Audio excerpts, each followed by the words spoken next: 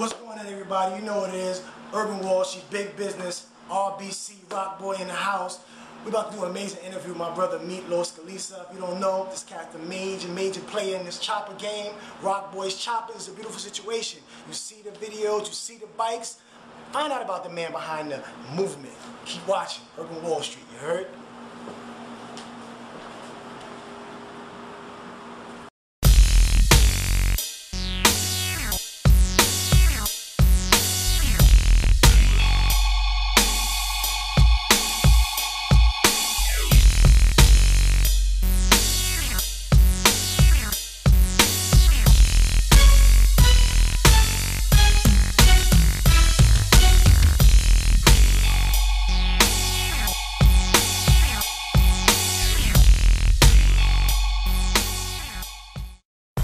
Hi ladies and gentlemen, my name is Dr. Keith Kelly. If you want to be mentally and financially enriched, check out the Urban Wall Street Project at urbanwallstreet.tv.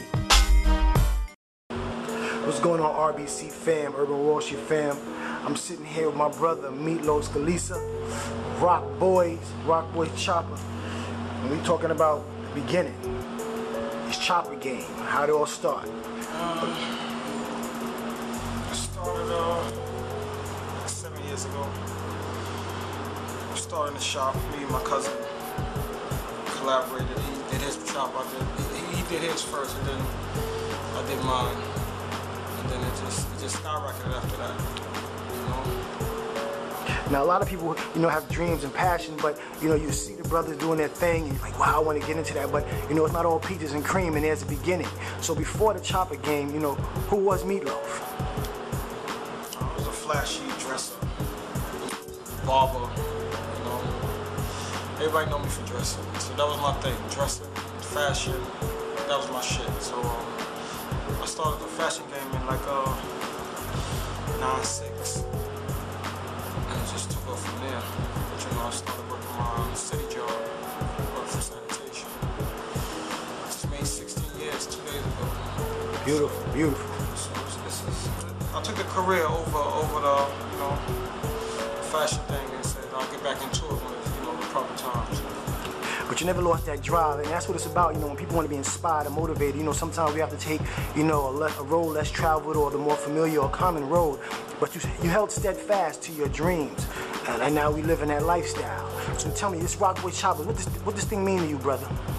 This chopper game mean the world to me right now. Like that's my dream right now.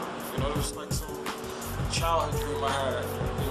Couldn't afford something that you always wanted. And then good job, benefits.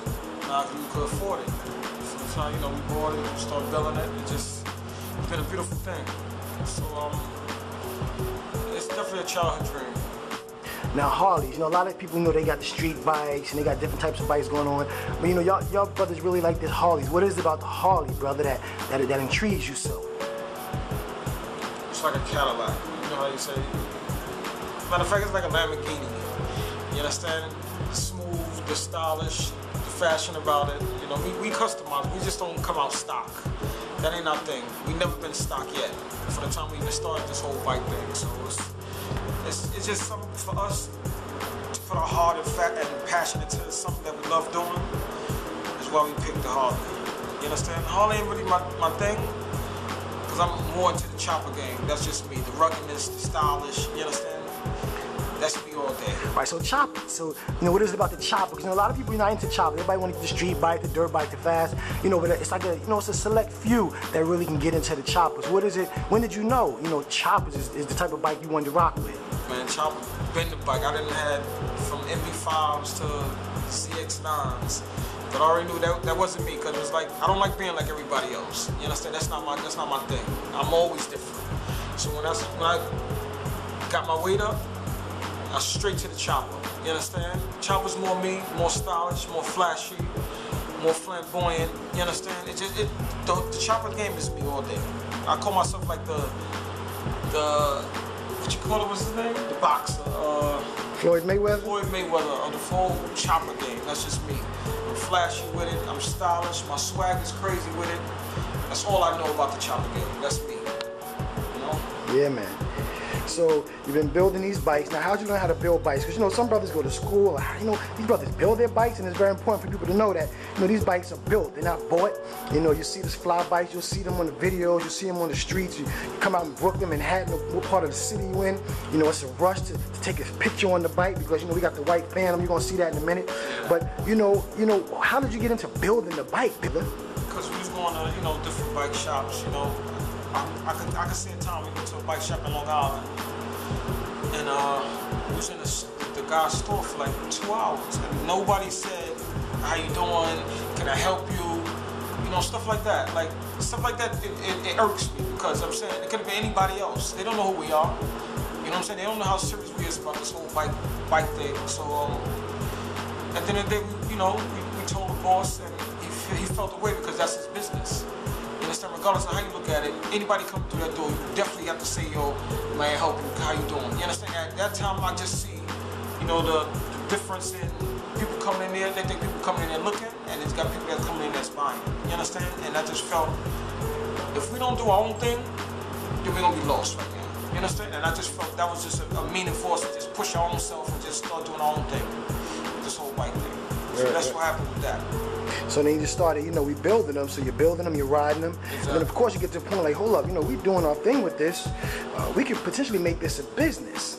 And thus, you know, the evolution of the Rock Boys Clubhouse. And you know, you got the bikes, you got the choppers, all different flavors and styles. And of course, once you do that, people probably want to know, where'd you get your bike, brother? And you have to tell them, I didn't get it actually anywhere.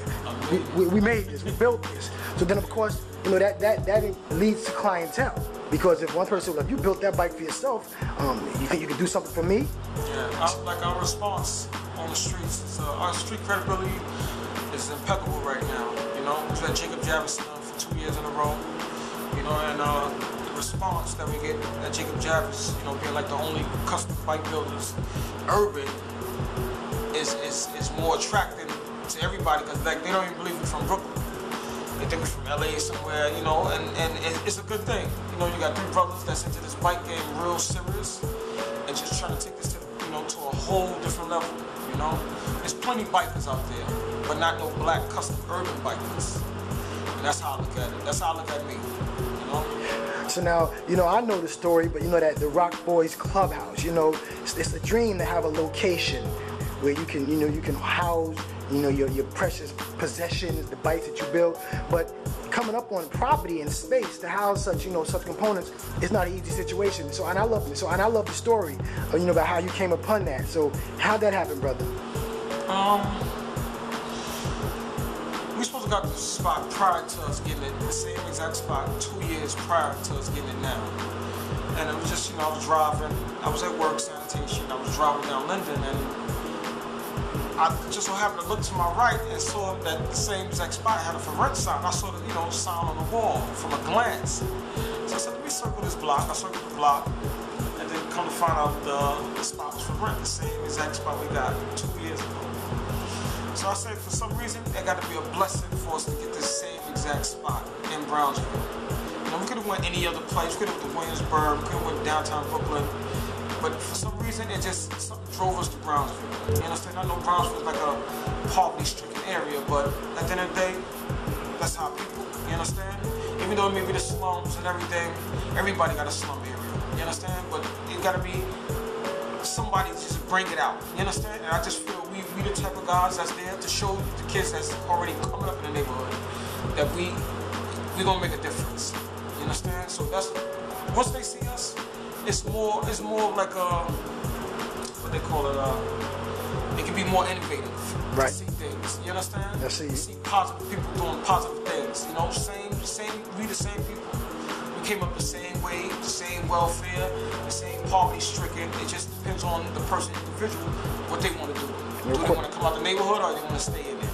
Most definitely. Now you said something very key. You said, you know, we wanted to make a difference. And I know, you know, something that, you know, very dear to you also is you're a part of an organization.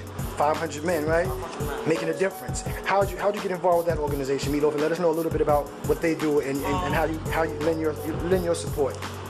I joined 500 Men because I was doing stuff by myself. And then, you know, I guess we interacting, going to community affairs, community events, and we meeting people. And there was this lady I knew, she worked for Parks, and she was telling me, Meatloaf, every time I see you, you're doing things by yourself, you know, from sanitation, getting brooms, sweeping the streets, getting the block, you know, all the organizations. And just so happened to ask, you know, she was telling me about this other guy named Wayne from 500 Men. He said he do the same thing you do, you know, but he got, you know, a couple more guys, and it's on you. So I said I'd like to meet him, and she introduced me to him, and me and him started kicking it. And then I met him at his office, and then, you know, he laid the rules down, I laid my rules down. And I told him I'm serious about what I do, he's serious about what I do, and we just collaborated and just started kicking it. And just started being at meetings and started, you know, putting stuff together. You know, and from now, I think I've been down with them for almost a year. And it's been a good thing, you know. Now, how important is it to you to give back? Because, you know, a lot of brothers, you know, you said it, but I want you to reiterate it, because a lot of times, you know, people from the inner city or from the hood, you know, they reach a certain level of success or accomplishment, and then they feel they need to go ahead and move on. And there's nothing wrong with that. But why was it important for you to kind of stay, you know, in the same particular roots and give back to the next generation? Because, honestly, the younger generation is more followers. You understand? Like, I done been around plenty of youths because, you know, my barbershop. Like, I can't see these young kids, like I got sons of my own, but I can't see these young kids being more manipulated with a guy on the corner opposed to somebody doing good for themselves, you understand? Being more of an entrepreneur. I started like that. I'm not gonna be no follower of somebody that's doing wrong. I might as well follow somebody that's doing right. You understand? It lasts longer. You understand? Like, early in the day, nobody really showed me anything. I had to learn everything on my own. No father figure. I just recently met my father. But everything I had to learn on my own. I had to put my whole stuff out there. Like, yo, this world is harsh. This world will kill you. That's what my mom's. That was her favorite statement. Like, I'm getting you prepared for this world, because this world will eat you alive. You know, and ever since that just stuck to me. You know, shit like, yo, I can't afford a fancy coffin for you. I can't afford to get you out of jail. So I'm gonna let you decide which road you want to take. You know, so. And you always see it. You know, if you can see right outside, there's an admirer. You see the admirer checking out the Harley. You know, that's the white Phantom right there. So every day, all day, we see it. I just had to interject. You see the brother just stop and want to look at it. Now, he says something. You're an entrepreneur. You know, you have a variety of businesses. I see the jewelry right here. We see that, you know, your style is, you know, is your own unique thing. You do this all the time. But outside of that, you know, you have another craft. You're another tradesman, and that's being a barber. So let's talk about the barbershop and how you evolved that. Yeah, I got my first barbershop at 17. I used to work for this man, Panamanian guy, and I used to make like $2,000 a week. You know, doing designs. I'm doing designs for $50, $75. And, you know, he was doing 50-50. You know, I make $2,000, he can take $1,000, I get $1,000. But then he started sucking my check. You understand? So he would take his money and then give me $850 and tell me it was $1,000 in there. Now, I'm pretty sure I'm smart enough to understand that. So it was happening too many times. That was just my push to, like, yo, you gotta do something on your own. If I'm making $2,000 a week, I might as well just open my own shop. And that's exactly what happened. So he actually helped me out. He pushed me, you know what I'm saying, to do my own business. And I just been on ever since. It's from 17 to 43, that's a long time I've been doing the barber game. So it's definitely there to help me, push me, it motivated me, it nurtured me to the man I am today. Exactly. So back to Rock Boys. Rock Boys. Tatted, branded. Tatted up, you see it. You know, we live this lifestyle. You know, you see it. It's definitely branded to me. It's all a part of its existence. It's in his blood right now. It's almost in his DNA. Where do you want to take Rock Boys Choppers, Meatloaf? Honestly, this gotta be a Fortune 500 business. Mandatory. That's like top notch. You understand? People see things, you know, it be a fab and stuff like that. But when you wake up and then you turn around, it can't be a dream no more. It gotta be reality. You understand? And that's what I wanted to be. I wanted to take it to the moon. And I know the moon is sounds kind of crazy, but Bill Gates did it. You understand? Bill Gates said he wanted a computer in everybody's house, and that's what's going on.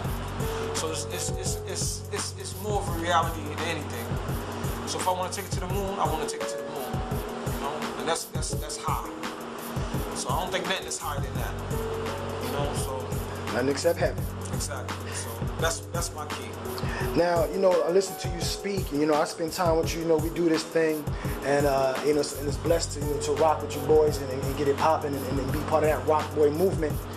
I'm sure there's young individuals, young males who love bikes, because we know this bike culture is huge in the urban communities, from the north to the south, east to west. And when people find out, you know, hold up, these brothers are building their bikes, I'm sure there's going to be some young cats with the same ingenuity and passion and drive. Have you ever thought about, you know, the RBC, you know, technical shop where we teach the next generation how to build bikes? Exactly. Like, that's really what we're trying to do. Once everything get off the ground, like, I just want to just re-innovate this whole bike organization, you know? The bike game is here, you understand? Like, people don't respect us because they feel like Harley Davidson is a Caucasian bike, and you know, street bikes is black people bikes. You know what I'm saying? So it's almost like a race barrier when it comes to this whole bike thing. So when they see these bikes parked outside, they don't even understand it that it's black bikers that's ride these custom bikes. You understand? And it make me feel good. I can stand on the wall and say, the guy's like, yo, who fucking bike was this? It's a nice bike. You understand? And then when we come up to the bike and they're looking at us crazy, like, yo, this is our bike. I love that. You understand? Because I know our work is our heart. You understand? So when it comes to doing stuff like that, taking it to the next level, I think that's the next level that we would definitely want to do. You know, showing you know, the youth, it can be built overnight. You understand?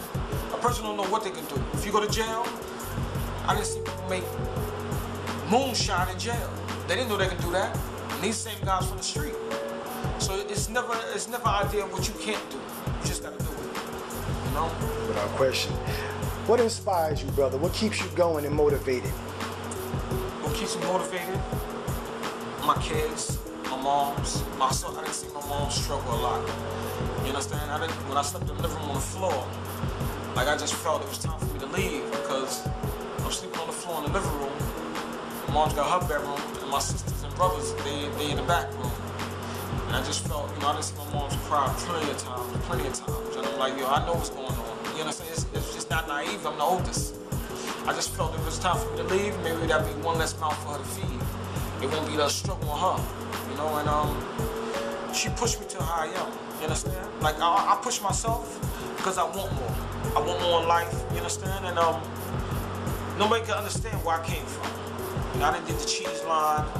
I done did the Medicaid card. It's your turn to go to the church. I done did all that. You understand? Kids don't see that these days. You understand? They don't understand that. They don't understand that struggle. You got babies having babies now. You understand?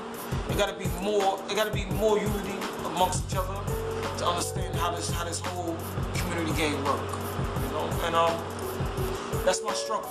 You know, I just wanna be well off, you know. Wake up one day and say, Mommy, this is you. It's your house. You understand? But she ain't got to be taking care of somebody else's kids, stuff like that. You know what I'm saying? So that's really my ground right there. You know? My family. I love my family to death. They push me, you know what I'm saying? To no other. You know, my friends that's there. I'm limited amount of friends. You know, and I done came around a lot of people, bad and good. You know, it all depends on the person, the individual person, how they want to be. You want to be with the bad side, you stay with the bad side. You know what's going to come with the bad side. So I try to stay in the middle. You know, I know good and bad, so that's just me. Now, last thing, man, I want to get into it is jewelry, brother. And we see it.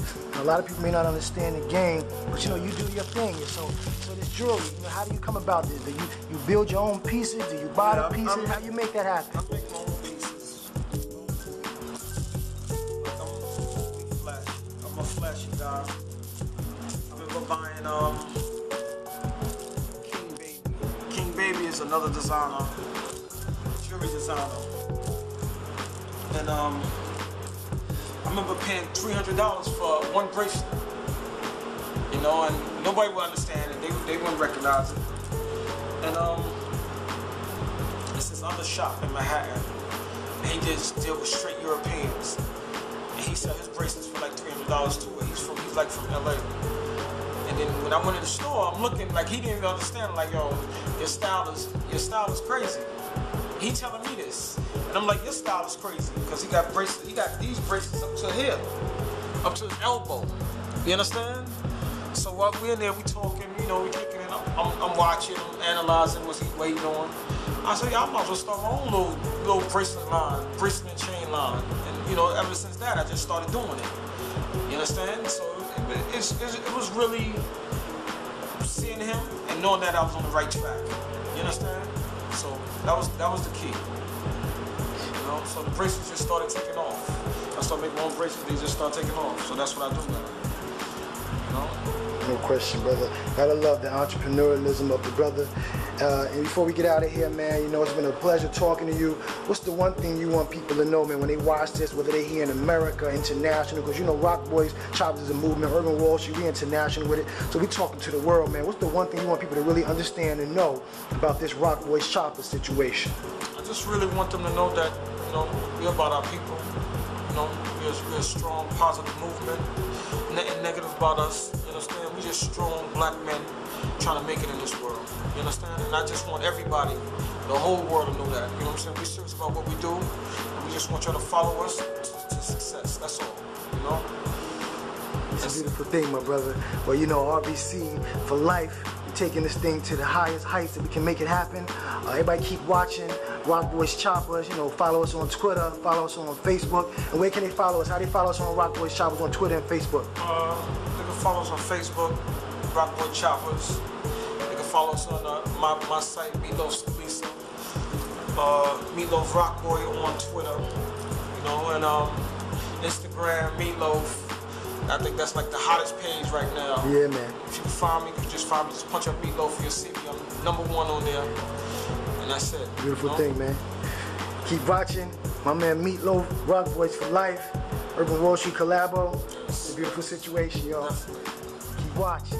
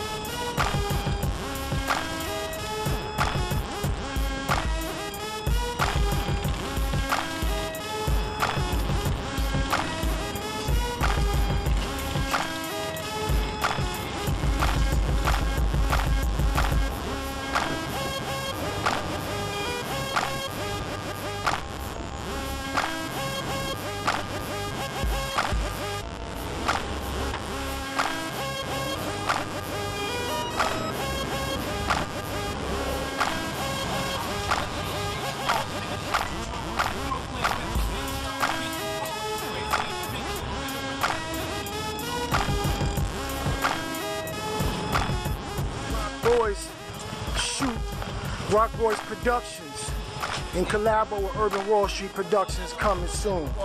My man Meatloaf, Dennis the Technician. Yes, sir. Yes, sir. And then my man Rob, the Pit Boss. In the building. Y'all already know. For sure. Beautiful thing. Rock Boys, keep watching.